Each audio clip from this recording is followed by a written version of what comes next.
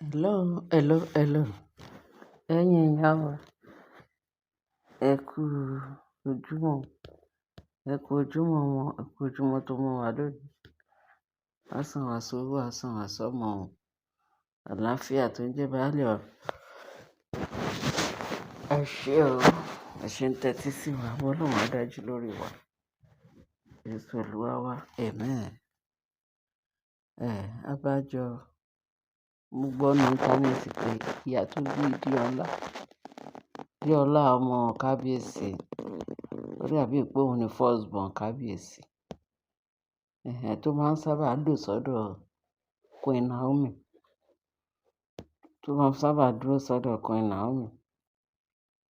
Torí a gbọ́ pé ó nífẹ̀ẹ́ Queen Naomi gan. Naomi náà dẹ̀ nífẹ̀ẹ́ gan. Kì í ṣe kékeré náà nífẹ̀ẹ́ ara wọn gan. So, a gbọ́ pé ìyá ẹ wá sáàfin. Bí ìyá ẹ kàn dédé wá sáàfin ló sọ pé òun fẹ́ mú ọmọ òun. Òun fẹ́ kọ́ ọmọ òun kúrò ní palace. Òun fẹ́ kọ́ ọmọ òun máa gbé ní palace mọ́.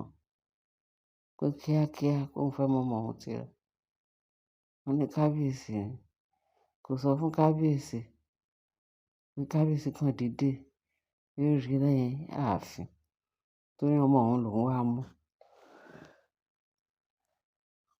Ọ̀rọ̀ yẹn, gbà mo gbọ́ ní, báwo ni odindi àgbàlagbà tán sọ pé ó fẹ́ ṣe wedding nígbà kan. Ìyá ẹ̀ kan dìde wọlé tó fẹ́ mú gẹ́ bí ìgbà tó fẹ́ mú ọmọ 5 years to 10 years.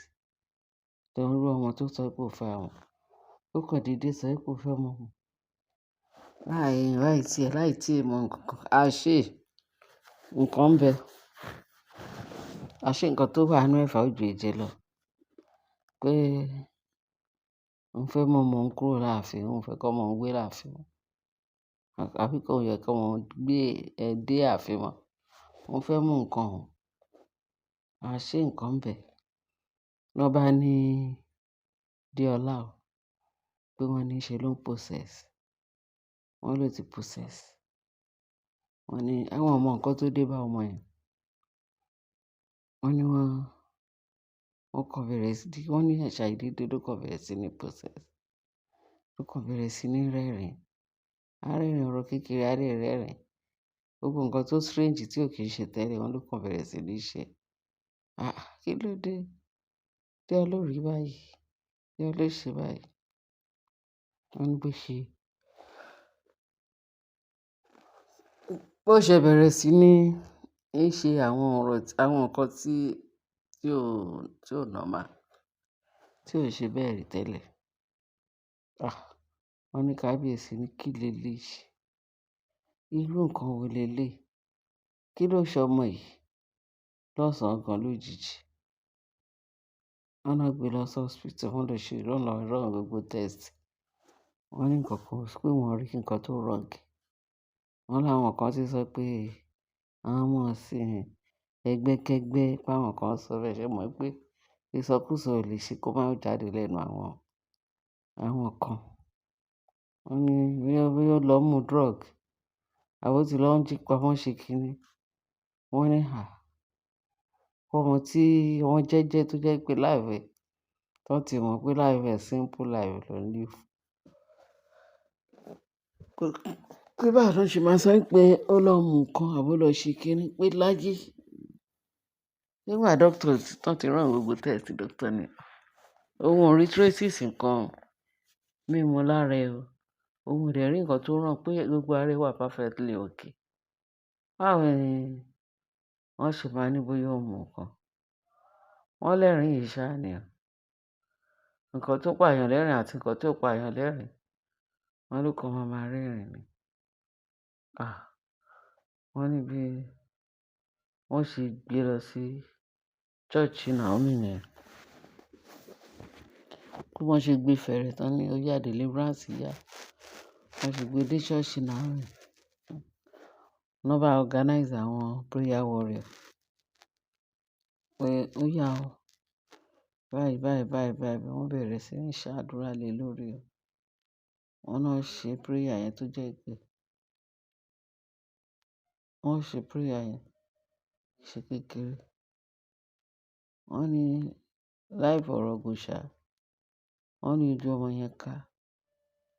Tó ní kí ló dé tán fi ń rọ̀jò àdúrà lé òun lórí, kí lòun ṣe. Wọ́n ní wọ́n ní kábíyèsí, pé tẹ bá rí inú kábíyèsí bó ṣe dùn. Pé ọmọ òun láìṣẹ̀ láìrò pé òun máa wádìí nǹkan tó ṣẹlẹ̀ sọ́mọ òun. Pé nítorí eléyìí àjèjì ló jẹ́ fún òun àtọmọ yẹn pé òun gbọ́dọ̀ wádìí. Kábíyèsí, wọ́n ní kábíyèsí ti lọ ń wádìí o. Nígbà tọmọ yẹn ń sìn, pé for now pé ara ẹ̀ ti balẹ̀ o. Wọ́n lára Adéọlá ti balẹ̀ pé kábíyèsí lọ wádìí. Ní kí kábíyèsí lọ wádìí o, nítorí àwọn NRC bó ṣe rí pé ní opinion tèmi àti ní nǹkan tí mo rí. Bó ṣe rí pé Naomi, kò sí anybody tí ọmọ yẹn súnmọ́ bí ò ṣe Naomi. Kò sí anywhere tí ọmọ yẹn, kò sí ẹni tó ń bá ṣe nínú gbogbo àwọn ìyàwó bàbá ẹ̀ àfi Naomi yìí. Wọ́n máa ń sọ pé ṣebí Naomi ló ń bá ṣe. Láì sí ẹ̀dúpẹ́ lọ́dọ̀, ẹ jẹ́ ká dúpẹ́ pé kò lọ jù báyìí lọ. Torí gẹ́gẹ́ bá ṣe gbọ́ nínú internet space pé ọmọ yẹn possess. Wọ́n ti ń bá a bọ̀ díẹ̀díẹ̀. Tán tí ẹ̀ sọ pé ó ń ja Naomi, kó lè ja Naomi náà. Wọ́n lè ti ṣe pé kó bá Naomi jà, kó ṣe gbogbo oríṣiríṣi. Ṣùgbọ́n agbára tó wà lára Naomi kò jẹ́ kí anybody penetrate sínú life ẹ̀. Bẹ́ẹ̀ ni. So, ká dúpẹ́ lọ́dọ̀ Ọlọ́run. Wọ́n ní àwọn NRC wọ́n máa ní ìbádọ́ Naomi ló ń lò sí. Ṣèbí kán lọ bèrè lọ́wọ́ Naomi dáadáa. Kán lọ ṣe kinní. Naomi fi gbá Naomi àwo. Ṣé ẹ mọ̀ pé ìbàjẹ́ èèyàn kò dáṣẹ́ Olúwa dúró?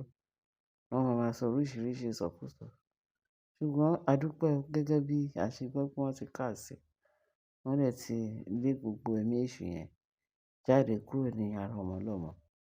Ìyẹn Adéọlá, ọmọ kábíyèsí, àti dúpẹ́. Ṣùgbọ́n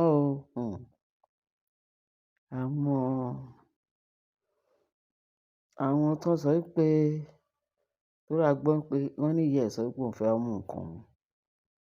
Ìyá ẹ̀ lóun fẹ́ mú. Ó dáa. Tó bá ní tí ìyá ẹ̀ bá sọ pé òun fẹ́ mú ọmọ ẹ̀, kó máa mú lọ. Òun ṣáà ló bí nǹkan ẹ̀. Ó lóun ò fẹ́ ọmọ òun ní ààfin mọ́. Òun fẹ́ mú ọmọ òun kúrò láàfin. Torí ààfin ti gbàbọ̀dè. Ààfin ti ṣe oríṣiríṣi sí ọmọ òun. Ọmọ òun ò ṣe báyìí o. Ọmọ òun ò rí báyìí o. Pé òun fẹ́ mú ọmọ òun. So ẹ jẹ́ kí ó mú ọmọ ẹ̀ lọ. Kóun náà lọ ṣe ìtọ́jú. Ṣùgbọ́n mo fẹ́ sọ fún ìyá Naomi, ìyá Adéọlá tó lóun fẹ́ mú ọmọ. Kóun náà tó bá jẹ́ pé ó ní ibi tó lè mú ọmọ lọ. Kán túbọ̀ lọ ṣe prayer fún. Kán túbọ̀ mú lọ sí ṣọ́ọ̀ṣì. Torí àwọn tó wà láàfin gbogbo wọn pátá ti gbàbọ̀dè. Bó jẹ́ èmi náà ni. Mo ní ọmọ tí mo ní fún kábíyèsí. Mo ya mú ọmọ mi kúrò láàrin wọn. Lága ni o, máa mú kúrò láàrin wọn. Torí àwọn ará ibí báyìí, ẹni tí èèyàn ń sá fún ni. Tí ó bá jẹ́ ẹni tó ní agbára Ọlọ́run, tó lẹ́mìí mímọ́. Irú èyí tí Naomi ń face yẹn, agbára Ọlọ́run ló ń jẹ́ bẹ́ẹ̀. Òun ló ń kó yọ. Ẹ ṣé ẹ̀yin èèyàn wa. Ohun kan tí mo ní kí n gbé sórí tí ìgbọ́ yín ni eléyìí, kẹ́ lè mọ bó ṣe ń lọ. Ẹ bá share, kẹ́ bá subscribe. Kẹ́ lè bá mi love. Ẹ ṣé o. Ààbò Ọlọ́run á dájú lórí wa. Ẹ ṣé mo rọ́wọ́ yín.